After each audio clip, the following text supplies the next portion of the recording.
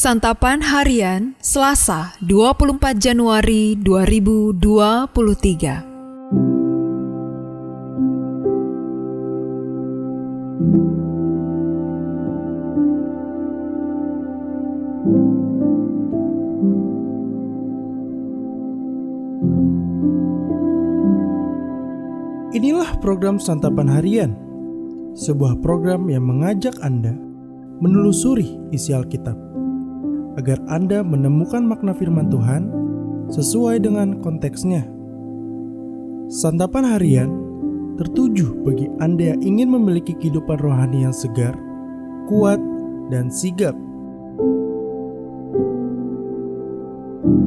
Hari ini kita akan membaca 2 Raja-Raja pasalnya yang ke-6, ayatnya yang ke-24 hingga pasal yang ke-7 ayatnya yang ke-20. Namun kita akan membacanya pada pasalnya yang ke-7 ayat yang ke-3 hingga ayatnya yang ke-9. Sebelumnya, mari kita berdoa. Kristus yang agung, layakkanlah kami untuk menerima sabda-Mu. Di dalam kasih-Mu Kristus, kami memohon. Amin. 2 Raja-Raja 7 ayat 3-9. 4 orang yang sakit kusta ada di depan pintu gerbang. Berkatalah yang seorang kepada yang lain, "Mengapakah kita duduk-duduk di sini sampai mati? Jika kita berkata, 'Baiklah kita masuk ke kota,' padahal dalam kota ada kelaparan, kita akan mati di sana. Dan jika kita tinggal di sini, kita akan mati juga. Jadi sekarang, marilah kita menyeberang ke perkemahan tentara Aram. Jika mereka membiarkan kita hidup, kita akan hidup. Dan jika mereka mematikan kita, kita akan mati." Lalu pada waktu senja bangkitlah mereka masuk ke tempat perkemahan orang Aram.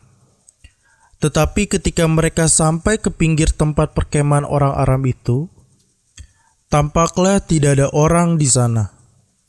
Sebab Tuhan telah membuat tentara Aram itu mendengar bunyi kereta, bunyi kuda, bunyi tentara yang besar, sehingga berkatalah yang seorang kepada yang lain, "Sesungguhnya Raja Israel telah mengupah raja-raja orang Het dan raja-raja orang Misraim melawan kita, supaya mereka menyerang kita. Karena itu bangkitlah mereka melarikan diri pada waktu senja dengan meninggalkan kemah dan kuda dan keledai mereka serta tempat perkemahan itu dengan begitu saja. Mereka melarikan diri menyelamatkan nyawanya.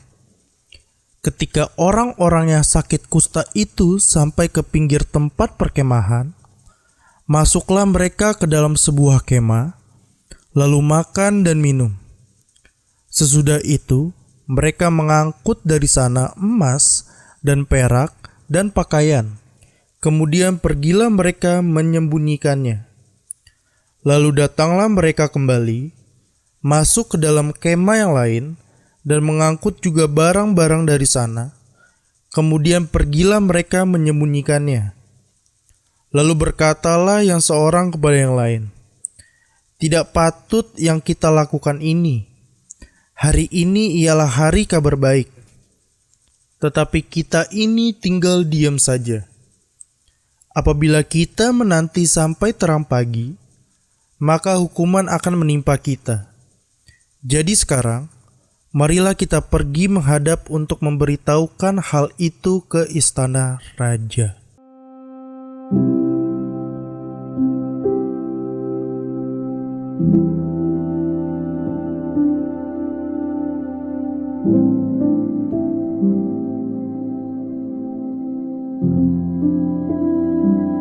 Sahabat Santapan Harian, Allah akan murka ketika umat terus tidak percaya, dan hukuman Allah sangat mengerikan.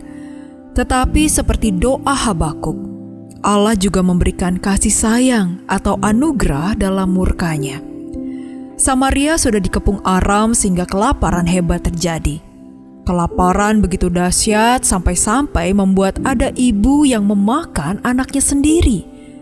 Sesungguhnya Taurat Musa sudah menyatakan, jika umat bebal dan terus tidak mau bertobat, maka Tuhan dapat menghukum sedemikian rupa sehingga mereka akan memakan daging anak mereka sendiri. Namun, Tuhan kemudian berbelas kasihan. Jika pengepungan Samaria diperpanjang, semua umat akan binasa karena kelaparan. Maka Tuhan membuat tentara Aram mendengar bunyi kedatangan kereta dan tentara yang besar, sehingga mereka melarikan diri, meninggalkan tempat perkemahan mereka begitu saja. Kemudian Tuhan memakai 4 orang penderita kusta yang sangat kelaparan, yang dalam keterdesakannya mencoba nasib di perkemahan Aram. Tak disangka, mereka menemukan banyak makanan yang ditinggalkan. Ke-4 orang kusta tersebut kemudian melaporkan kepada penunggu pintu gerbang, yang selanjutnya melaporkan kepada raja. Dengan demikian, kelaparan Samaria berakhir dan umat terluput dari kebinasaan. Samaria memang pantas dihukum karena segala dosa mereka. Tetapi bagaimanapun juga mereka adalah umat Allah yang Allah kasihi. Setelah menghukum sekian lama, Allah kemudian berbelas kasihan kepada mereka dan melepaskan mereka dari kelaparan yang mengerikan tersebut. Allah juga dapat menghukum kita orang Kristen dengan sangat berat jika kita terus berkancah dalam dosa. Namun kita harus percaya, Allah kita sebenarnya sangat berharap kita bertobat, supaya Ia dapat memberikan kasih sayang-Nya kembali. Karena itu, jangan putus asa ketika Allah menghajar kita, anak-anak yang dikasihi-Nya. Yang penting, kita harus cepat bertobat dan percaya bahwa Allah akan kembali memberikan anugerah-Nya. Mari kita berdoa. Bapa, terima kasih karena Engkau menyelamatkan dan mengubah kami, supaya kami semakin serupa dengan anak-Mu, Yesus. Ajarlah kami untuk terus berserah kepada proses perubahan yang dikerjakan Roh-Mu, walaupun terkadang kami terasa sakit saat Engkau memproses kami untuk lebih baik. Dalam anugerah kasih-Mu ya Kristus, kami berserah. Amin.